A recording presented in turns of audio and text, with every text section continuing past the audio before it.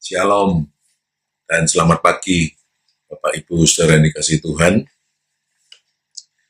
Kita berjumpa kembali dalam acara ibadah secara online pada pagi hari ini di minggu yang keempat di bulan Januari, dan kita bersyukur atas perlindungan dan kasih Tuhan sehingga ibadah kita ini juga boleh terselenggara. Baiklah, kita akan buka ibadah kita pada pagi hari ini. Dalam nama Bapa, Putra, dan Roh Kudus. Biarlah ibadah ini boleh jadi dan berlangsung hanya atas karunia dan kehendak Bapa, kasih dari Yesus Kristus, Putra Allah, dan juga atas hikmat dari Roh Kudus. Amin.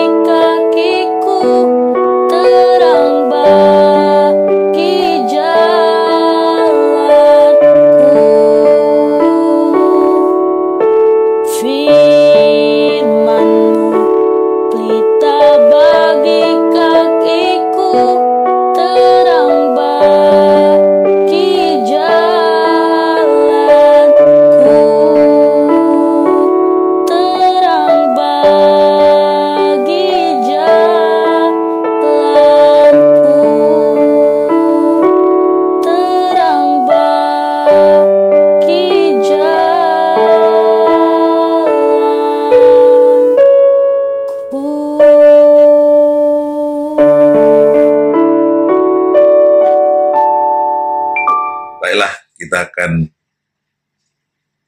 masuk dalam doa. Ya Tuhan, Bapa kami kenal dalam nama Yesus. Terima kasih ya Tuhan, kalau Engkau telah menyertai kehidupan kami selama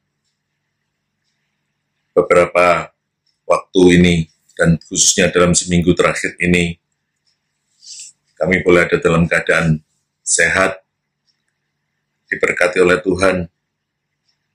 Ini semua karena Engkau yang mengasihi kami. Sehingga pada pagi hari ini, kami boleh berkumpul bersama walaupun secara online, tapi kami boleh menikmati berkat Tuhan. Dan biarlah kekuatan yang dari Engkau ini boleh kami pakai untuk supaya kami boleh tetap ada dalam keadaan sehat, dan kami boleh membaca, merenungkan firman-Mu, dan kami boleh pakai firman-Mu ini untuk sebagai kekuatan dalam kehidupan kami. Urapi hamba-Mu yang akan menyampaikan firman-Mu ini, ampuni setiap dosa, kesalahan hamba-Mu dan kami semua, sehingga firman yang kami baca dan kami renungkan ini boleh menjadi berkat dan pertolongan bagi kami dalam menghadapi setiap masalah-masalah dalam kehidupan kami. Terima kasih ya Tuhan, kami mau buka ibadah kami ini hanya dalam nama Yesus. Haleluya. Amin. Baiklah, Bapak Ibu saudara yang dikasihi Tuhan, firman Tuhan pada pagi hari ini kita ambil dari Keluaran 20 ayat 18 sampai dengan 21. Mungkin saya perlu ingatkan bahwa menu bacaan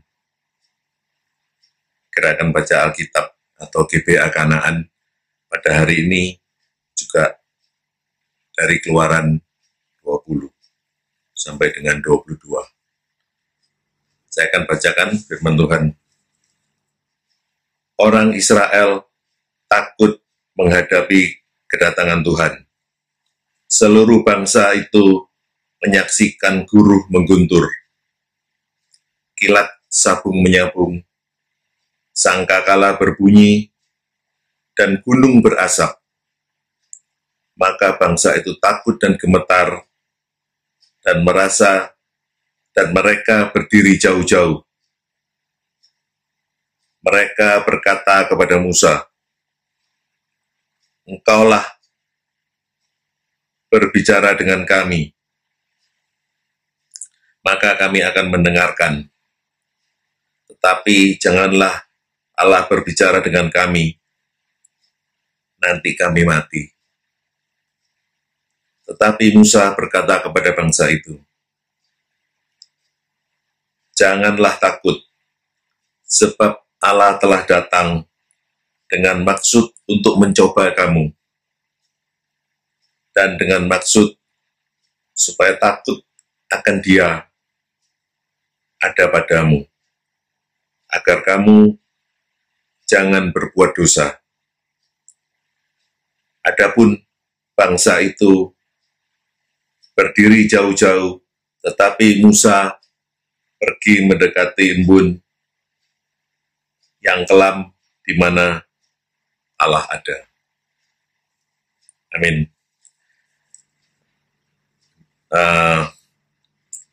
Judul perikop dari bacaan kita adalah orang Israel takut menghadapi kedatangan Tuhan. Di sini kita bisa melihat ada 3 hal yang mendukung atau menunjukkan ketakutan mereka. Yang pertama, itu ada di ayat 18. Ditandai dengan gejala-gejala alam yang mematikan. Kemudian yang kedua, ada di ayat 19. Mereka menyuruh Musa saja yang berbicara dengan Allah, karena mereka takut mati. Dan yang ketiga, Allah akan mencoba mereka, supaya mereka jangan berbuat dosa. Di ayat 20, di mana di ayat 20 itu juga dikatakan, Allah telah datang dengan maksud untuk mencoba kamu, dan dengan maksud supaya takut akan Dia ada padamu,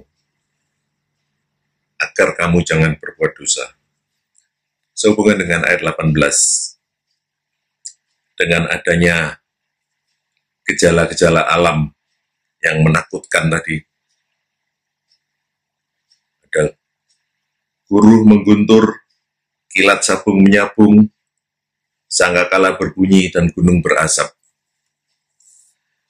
Kita tahu dan paham bahwa Yesus akan datang untuk kedua kalinya. Di Wahyu, kitab Wahyu 1 ayat 7, dikatakan bahwa Yesus akan datang dengan awan-awan.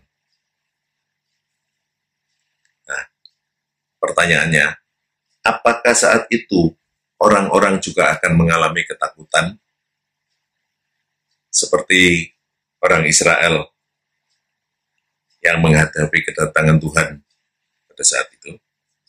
Terutama yang masih belum siap dan bergumul dengan dosa, mereka pasti akan mengalami ketakutan pada saat Yesus datang kedua kalinya.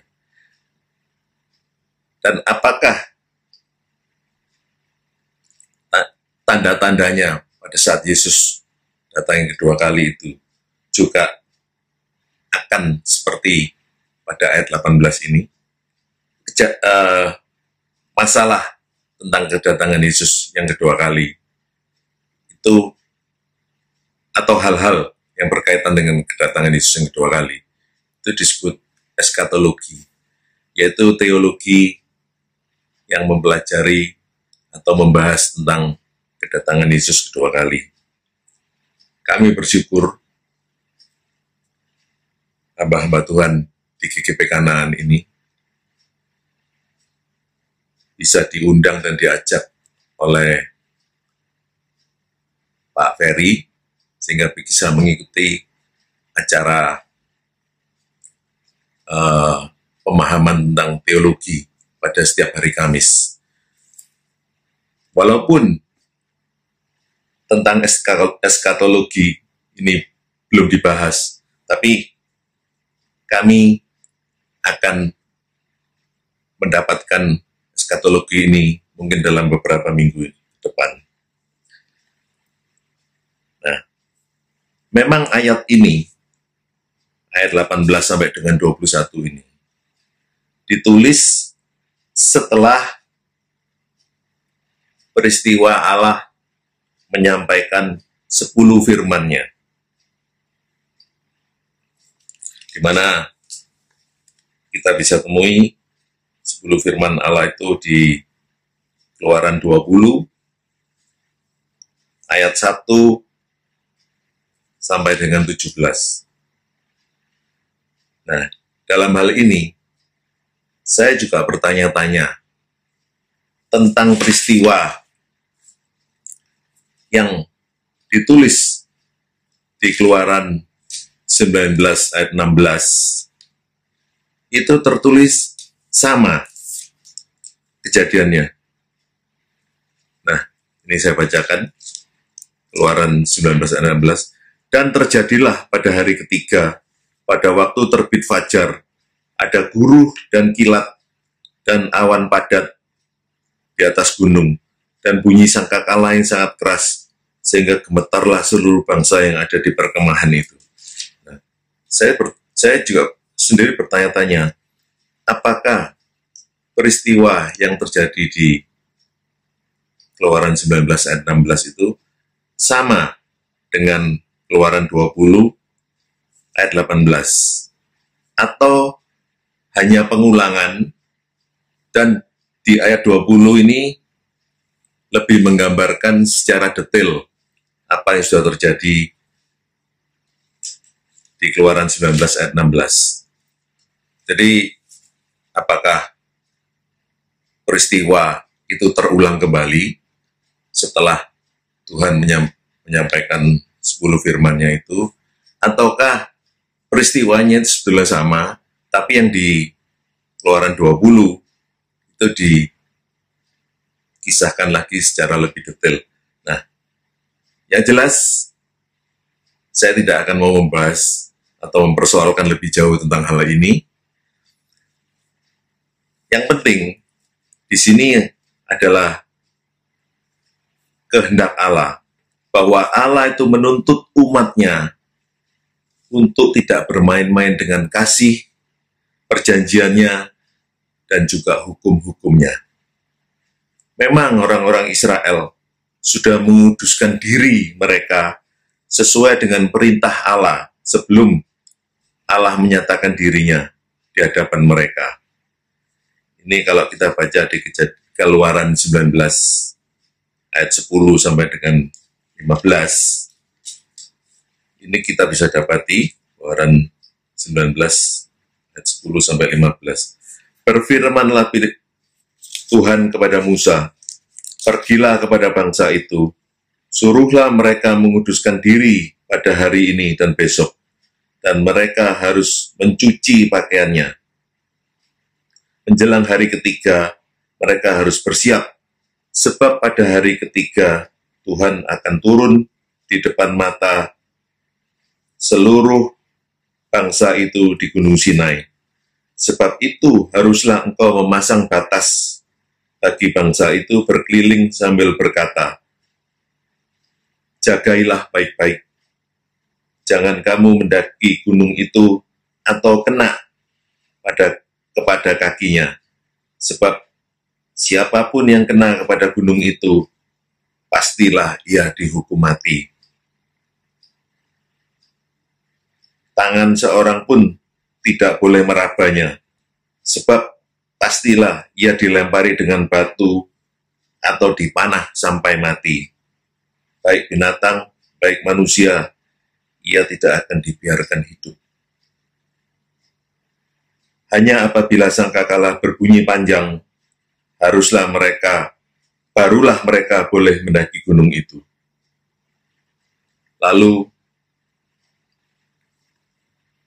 turunlah Musa dari gunung mendapatkan bangsa itu, disuruhnyalah bangsa itu menguduskan diri, dan mereka pun mencuci pakaiannya. Maka kata Musa kepada bangsa ini, bersiaplah menjelang hari yang ketiga, dan janganlah kamu bersetubuh dengan perempuan. Nah, di situ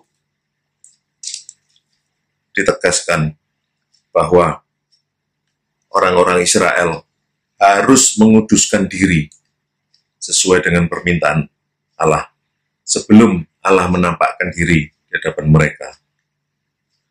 Nah, di sini yang dimaksudkan adalah bahwa melakukan kekudusan itu bukan hanya sesaat, bukan hanya sekali, tapi harus dilakukan secara terus-menerus dalam seluruh aspek hidup mereka, baik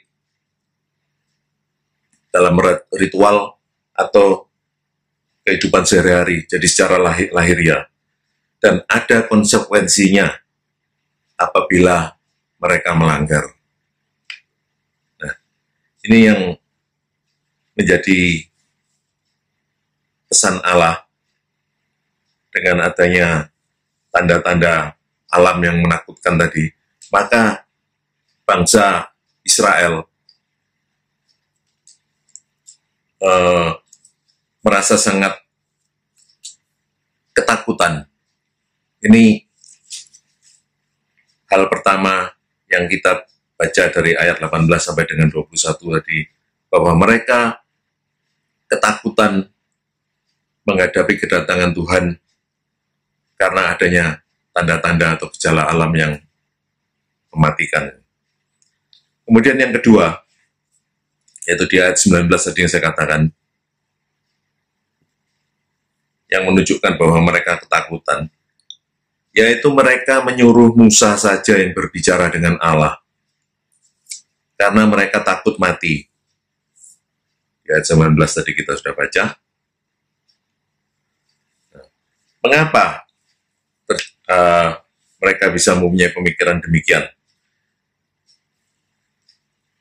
Penampakan dan penyataan Allah yang begitu dahsyat membuat mereka takut apabila Allah berbicara kepada mereka. Sehingga mereka meminta Musa untuk dia saja yang berbicara, dan mereka akan mendengar dan mengikuti apa yang dikatakan oleh Musa. Pada saat itu memang dipahami bahwa Allah atau orang-orang itu tidak bisa melihat Allah dengan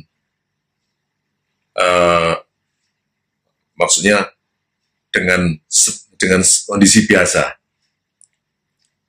karena mereka yang melihat Allah akan mengalami kebinasaan, kecuali imam-imam atau nabi-nabi atau orang-orang yang ditunjuk atau dikehendaki oleh Allah untuk bisa melihat wajah Allah.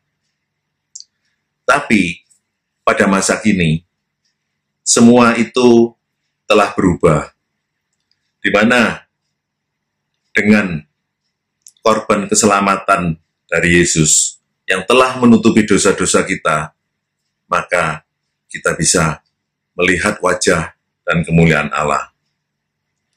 Nah, kalau kita baca di ayat-ayat berikutnya, yaitu Keluaran 20, ayat 22 sampai dengan 26, juga Keluaran pasal 21 sampai dengan pasal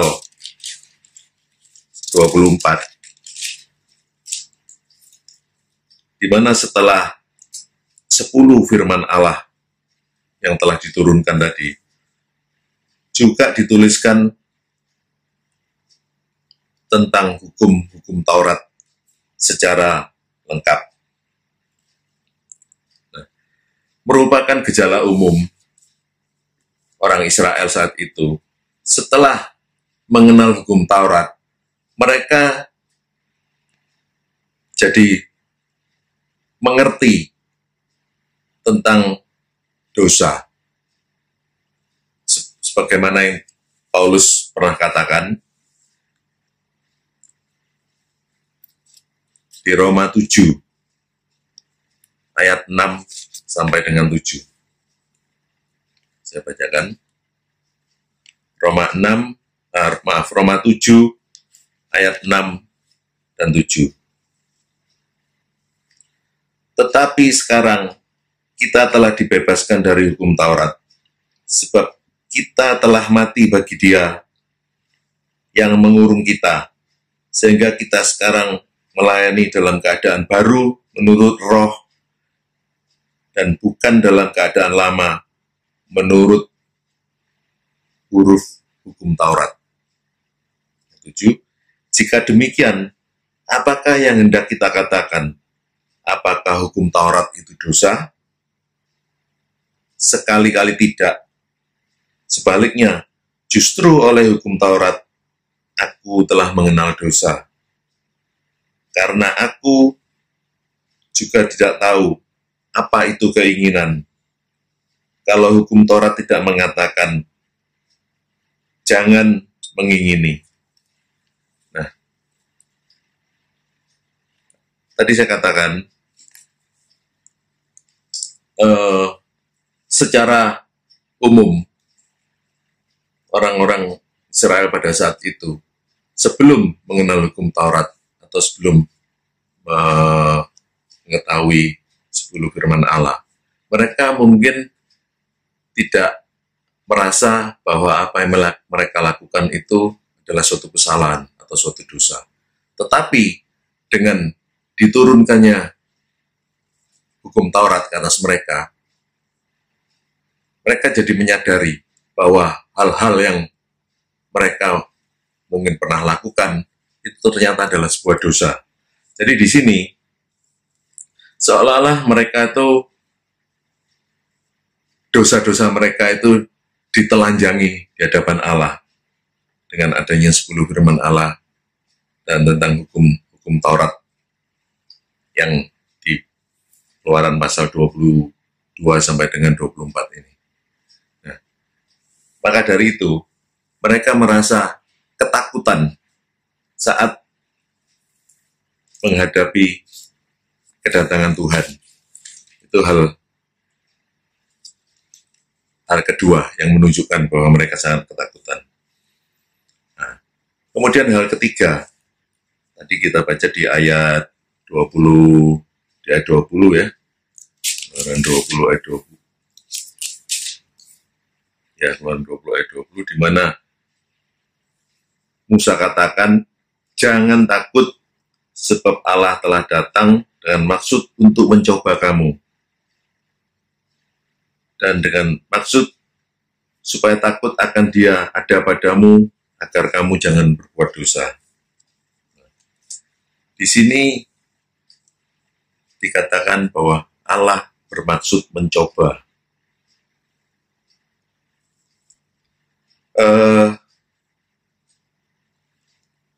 kita juga tahu di peristiwa Abraham, di mana Abraham juga dicoba oleh Tuhan pada waktu diminta untuk mengorbankan Ishak, anaknya. Itu di Kejadian 22 ayat 1.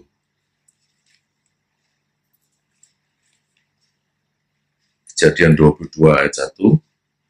Saya bacakan. Setelah semuanya itu, Allah mencoba Abraham. Nah, ini memang agak membingungkan. Judul perikopnya, kepercayaan Abraham diuji. Tetapi di ayat 1 disebutkan bahwa Allah mencoba Abraham. Di Keluaran 20 ayat 20 tadi, itu juga dikatakan bahwa Allah bermaksud untuk mencoba kamu. Apakah sama pengertiannya? Allah akan mencoba. Kita mungkin seringkali juga bingung dengan apa yang tertulis di Yakobus 1 ayat 13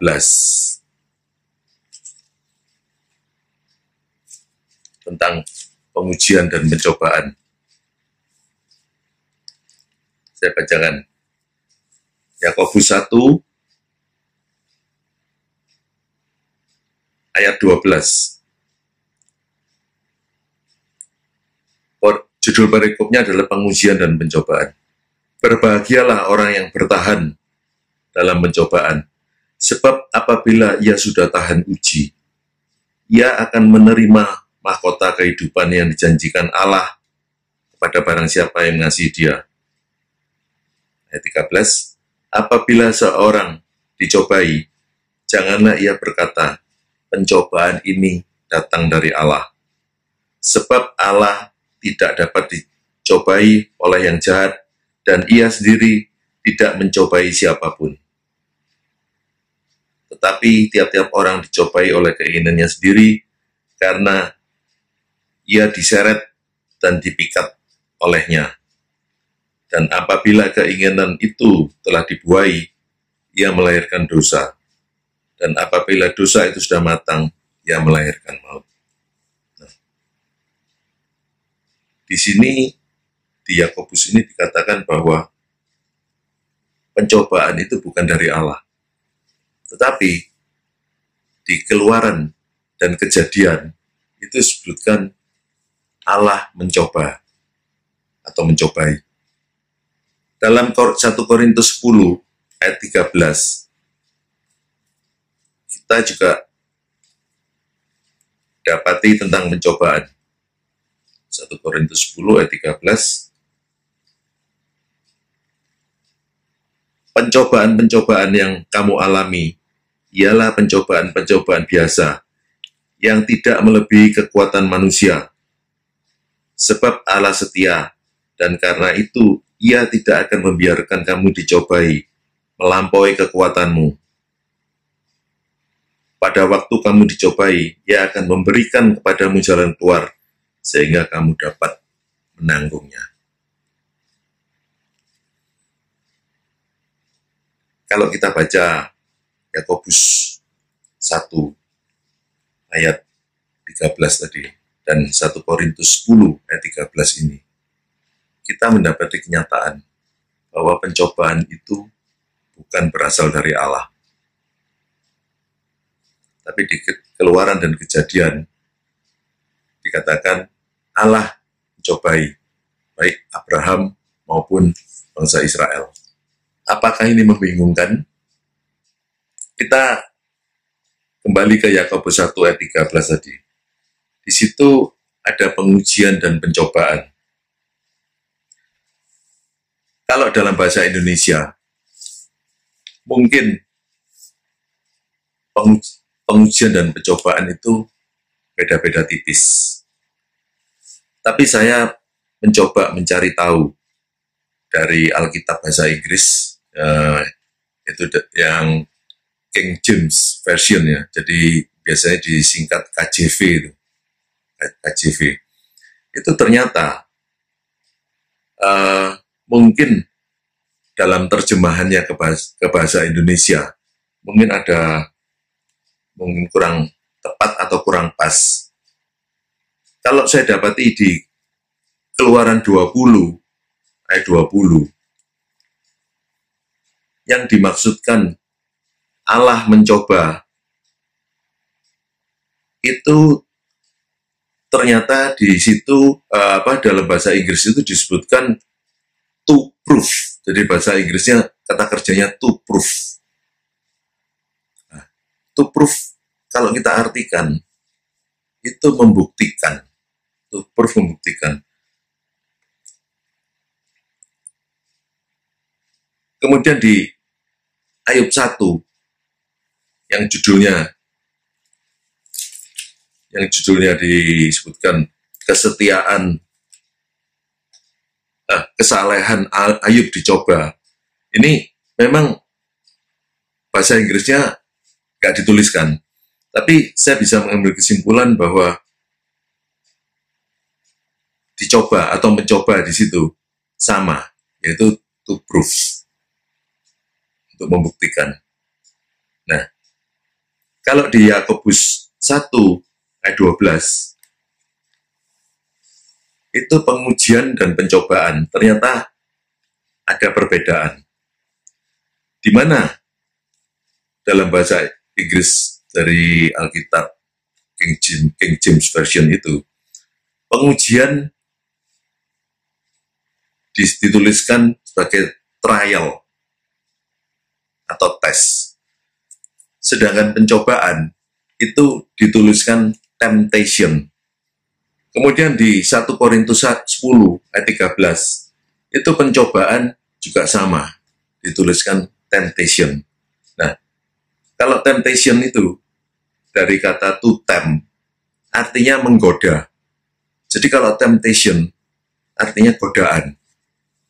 Jadi di sini kita bisa ambil kesimpulan bahwa pengujian dan pencobaan itu memang berbeda. Bedanya di mana? Dari apa yang saya sampaikan tadi, saya bisa menyimpulkan. Mungkin Bapak Ibu Saudara dulu pernah belajar bahasa Indonesia, sastra ya.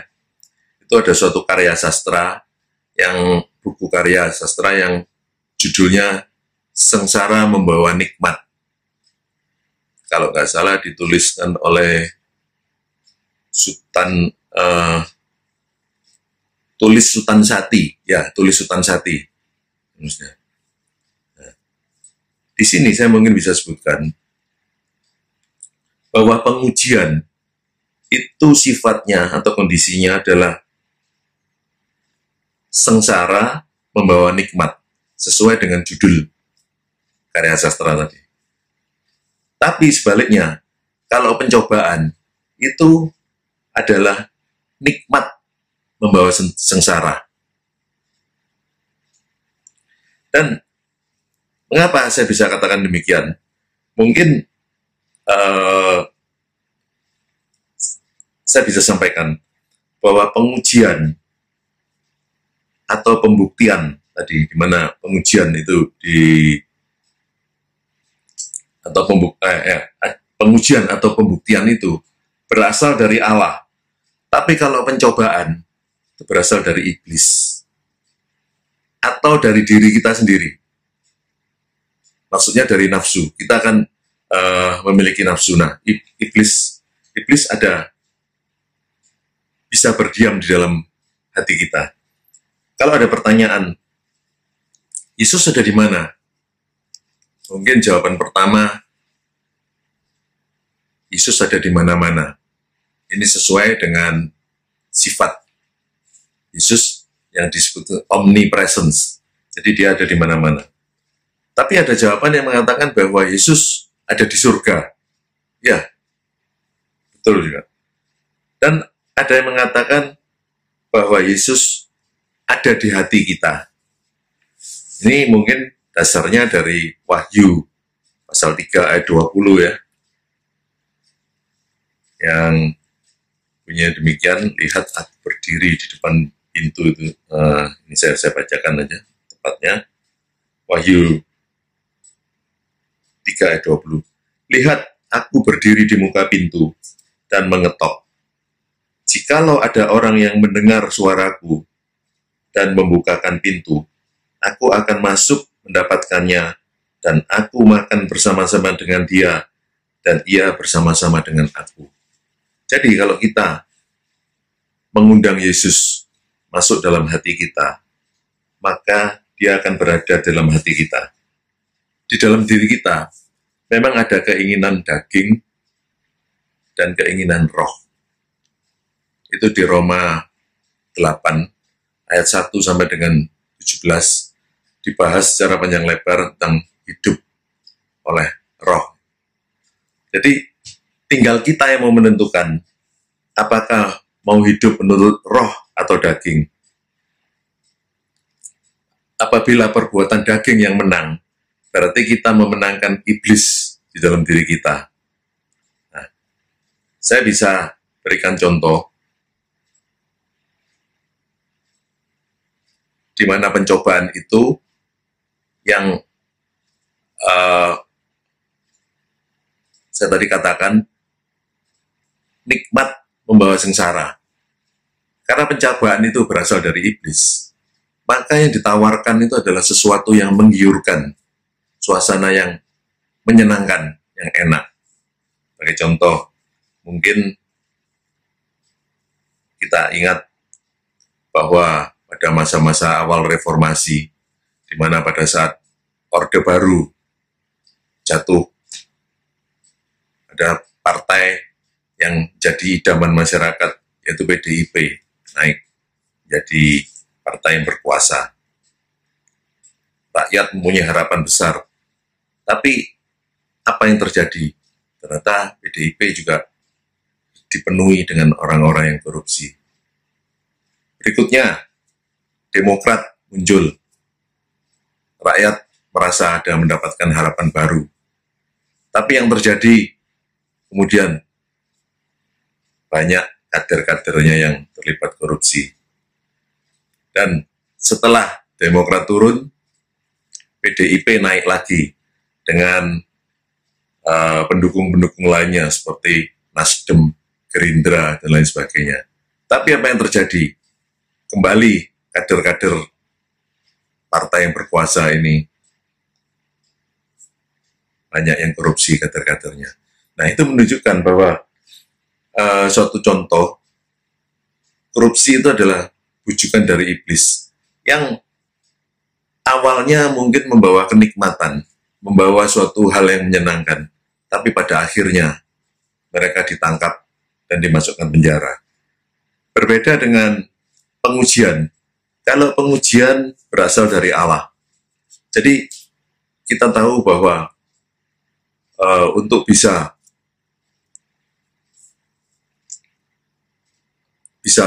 lolos dari ujian, kita harus lulus. Seperti mahasiswa-mahasiswa, lulusan atau calon mahasiswa yang mau masuk ke universitas. Mereka menjalani suatu saringan masuk perguruan tinggi. Nah, apabila mereka mau bekerja keras, belajar dengan keras, mereka akan lulus ujiannya dan lolos masuk ke perguruan tinggi. Sama halnya dengan pengujian yang dari Allah, itu membutuhkan suatu kerja keras dari kita, semangat, ketekunan, dan juga kesetiaan kepada Tuhan yang membuat kita akan lulus dan lolos masuk. Makanya tadi saya katakan, kalau pengujian itu merupakan sengsara yang membawa nikmat. Awalnya kita memang sengsara, tapi pada akhirnya kita akan memperoleh kenikmatan. Nah, sering kita dengar katakan bahwa hidup ini adalah perjalanan. Dulu saya pernah ilustrasikan bahwa ibarat seperti kita itu naik kereta api, suatu perjalanan naik kereta api. Jadi kereta api ini berhenti dalam setiap stasiun persinggahan, berhenti, ada penumpang yang turun, kemudian stasiun berikutnya ada yang turun, ada yang naik, dan sampai terakhir pada stasiun terakhir itu semuanya akan turun. Nah, ini sama dalam perjalanan hidup kita. Mungkin kita bersama-sama dengan keluarga kita, dengan teman-teman kita, tapi mereka dipanggil pulang oleh Bapa duluan. Jadi mereka turun di stasiun terdekat. Kemudian stasiun berikutnya ada yang turun. Nah, itu ilustrasi hidup adalah perjalanan. Tapi dalam arti, dalam skup yang kecil, artinya untuk pribadi, untuk diri kita sendiri. Untuk skup yang lebih luas, hidup adalah perjalanan tadi, adalah perjalanan bersama dengan Tuhan. Dan ini harus menjadi keputusan bagi orang-orang percaya. Karena kita tahu bahwa Yesus adalah kebenaran, jalan, dan hidup. Nah, memasuki tahun 2021 ini, kita punya harapan besar bahwa segala sesuatunya akan lebih baik dari tahun 2020, yang mana tahun 2020 ada pandemi COVID-19 dan sangat menghancurkan semua lini kehidupan, baik kesehatan, ekonomi, transportasi, keuangan, dan lain-lain. Tapi apa yang terjadi? Begitu memasuki tahun 2021, baru di awal bulan terjadi bencana di mana-mana dan bertubi-tubi di tanah air kita. Ini saya catat tanggal 9 Januari pesawat Sriwijaya jatuh. Di Sumedang ada tanah longsor. Tanggal 10 Januari banjir di Kepulauan Riau. Tanggal 11 Januari, banjir di Sumatera Barat dan Kalimantan Barat. 12 Januari, banjir di Jember, Jawa Timur, dan Kalimantan Selatan. 15 Januari, gempa terjadi di Majene, Sulawesi Barat. Tanggal 16 Januari, banjir di Manado, Sulawesi Utara. Dan hari itu juga Gunung Semeru di Jawa Timur meletus. Gunung Merapi di Jawa Tengah meletus. 17 Januari, erupsi Gunung Sinabung di Sumatera Utara. Air laut meluap di Makassar, Sulawesi Selatan. 18 Januari, banjir di Malang, Jawa Timur. Nah, ini menjadi suatu pertanyaan bagi kita. Apakah ini pengujian dari Tuhan? Atau mungkin teguran? Yang penting, kita harus prihatin dan berdoa memohon pertolongan Tuhan dan pengampunan Tuhan, terutama kita umat Kristiani. Kalau diperlukan berdoa secara nasional, dan kita bersyukur bahwa dalam kelompok kita, Jemaat GGP Kanaan, ada suatu kegiatan yaitu rantai doa Kanaan yang berlangsung setiap malam. Nah, ini mungkin menjadi suatu evaluasi bagi kita dalam memasuki tahun 2021 ini. Ternyata banyak hal-hal yang kita harapkan lebih baik, tapi tidak sesuai dengan apa yang kita harapkan. Tapi kita tetap harus tabah, karena kalau ini pengujian dari Tuhan, berarti ada suatu koreksi diri untuk kita, terutama bangsa Indonesia ini, mungkin ada suatu hal yang perlu kita perbaiki, mungkin bertobat secara nasional, dan untuk diri kita sendiri pribadi, bahwa kita ketahui bahwa kalau ada pengujian dari Tuhan, itu pasti akan membawa suatu yang nikmat di kemudian hari, karena mungkin ada rencana Tuhan yang akan dinyatakan buat kita semua. Demikian firman Tuhan. Kita akan masuk dalam doa. Ya Tuhan, Bapa kami, yang kami panggil dalam nama Yesus, terima kasih ya Tuhan, untuk firman-Mu yang telah kami baca. Biarlah kami boleh lebih mengerti akan maksud Tuhan, dan kami boleh menyiapkan hati dan pikiran kami setiap saat untuk mau selalu memohon ampun, dan kami selalu terus-menerus untuk menjaga kekudusan kami, melakukan kebaikan-kebaikan dalam kehidupan kami, untuk supaya kami juga boleh menjalankan kasih Kristus dalam kehidupan kami. Ya Tuhan, supaya kami juga boleh menjadi berkat bagi sesama kami. Kami boleh selalu memuliakan Engkau, dan kami juga selalu ingat akan saudara-saudara kami yang kekurangan dan memerlukan bantuan. Biarlah Tuhan yang selalu gerakkan kami, dan kami mau ambil bagian dalam setiap hal-hal yang membutuhkan suatu di mana kami bisa memberikan bantuan kepada orang-orang yang memerlukan. Terima kasih ya Tuhan. Biarlah firman ini boleh menjadi kekuatan bagi kami dalam melangkahi kehidupan kami ke depan. Kami ingin selalu menjadi lebih baik lagi bersama dengan Engkau. Kami sudah berdoa dalam nama Yesus. Haleluya. Amin. Baiklah, saudara-saudara yang dikasihi Tuhan, firman Tuhan telah selesai dibacakan, dan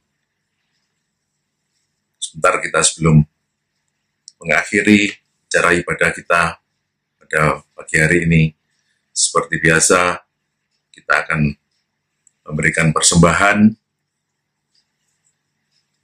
Boleh saudara masukkan dalam amplop untuk nanti dikumpulkan pada saat kita memulai ibadah secara tatap muka. Tapi saudara juga bisa kirim transfer ke rekening bendahara gereja, dan kita akan tutup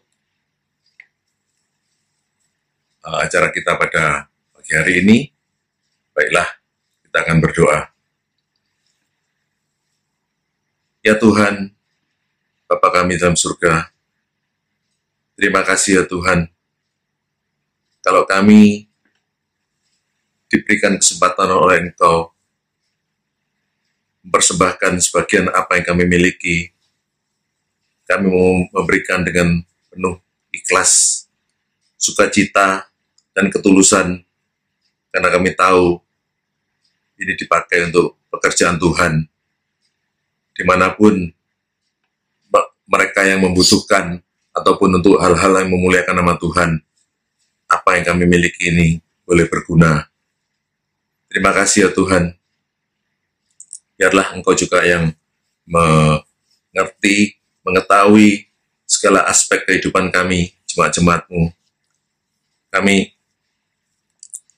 semua boleh selalu ada dalam perlindungan, ada dalam berkat-berkat Tuhan. Engkau yang mengetahui kalau di lingkungan jemaat-jemaat kami ada jemaat yang sakit, bermasalah dalam kesehatannya. Oh Tuhan, tolonglah mereka supaya Engkau yang berikan pengharapan, kondisi yang lebih baik atas kesehatan mereka, dan bahkan kesembuhan. Mereka yang ada dalam kekurangan, mungkin secara ekonomi, keuangan mereka, apalagi dalam kondisi pandemi COVID-19 ini. Tuhan yang tolong, Tuhan yang berikan mereka kecukupan dari hal-hal yang mungkin tidak terduga. Tuhan bisa tolong dan penuhi setiap kebutuhan-kebutuhan mereka, sehingga mereka boleh merasakan ada suatu kelegaan. Terima kasih ya Tuhan. Demikian juga untuk jemaat-jemaat kami yang bergumul dalam masalah-masalah mereka, baik masalah rumah tangga, masalah hubungan antara suami, istri, anak-anak, dan orang tua, yang mungkin membutuhkan suatu penyelesaian yang terbaik. Tuhan yang tolong bukakan jalan, Tuhan yang berikan mereka hikmat, sehingga masalah demi masalah mereka boleh terselesaikan. Demikian juga masalah dalam pekerjaan, yang mungkin mereka juga mengalami suatu kondisi ekonomi yang sulit. Kiranya Tuhan yang memberikan mereka jalan keluar, Tuhan memberikan mereka hikmat, sehingga mereka boleh mengalami suatu pertolongan Tuhan dan membawa kondisi yang lebih baik lagi. Terima kasih ya Tuhan. Kami berdoa juga untuk gembala kami, Bapak Pendeta Daniel Sukendra. Kami tetap serahkan kehidupan Bapak Gembala kami ini, Engkau yang memberikan hikmat dan karunia penggembalaan, sehingga boleh menjadi gembala yang baik, yang menjadi wakil dari Tuhan Yesus Kristus sebagai gembala yang agung dalam kehidupan kami. Kau juga lawati anak-anak, menantu, dan cucu Bapak Gembala kami ini, baik yang ada di Australia maupun yang ada di Jakarta. Tuhan yang juga menyertai mereka, memberikan berkat damai sejahtera, dan juga kesehatan Bapak Daniel. Tuhan yang peliharakan, kalaupun ada masalah dengan usianya yang lanjut, ataupun hal-hal yang berkaitan dengan sakit penyakit, Tuhan tolong, Tuhan jamah, Tuhan yang memberikan kesembuhan, dan supaya kami boleh tetap menjalani atau kepemimpinan pengembalaan dari Bapak Daniel ini. Terima kasih ya Tuhan, terima kasih. Kami juga mohon penyertaan Tuhan dalam setiap masalah-masalah kehidupan kami di depan, supaya kami boleh mengatasi setiap apapun kesulitan-kesulitan, karena kami kalau bersama dengan Engkau, maka kami akan mengalami kemenangan demi kemenangan. Terima kasih ya Tuhan. Biarlah biarlah firman ini boleh menjadi kekuatan bagi hidup kami, dan kami akan akhiri ibadah kami secara online pada pagi atau siang hari ini. Dan saudara-saudara yang terkasih dalam Tuhan, biarlah kita menerima perlindungan, penyertaan Tuhan. Kiranya berkat,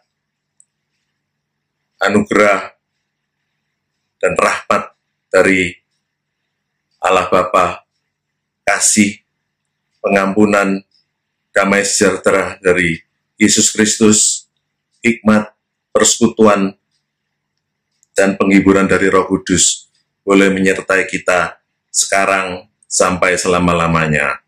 Amin. Ibadah telah selesai, dan kita akan berjumpa kembali di minggu depan. Tuhan memberkati.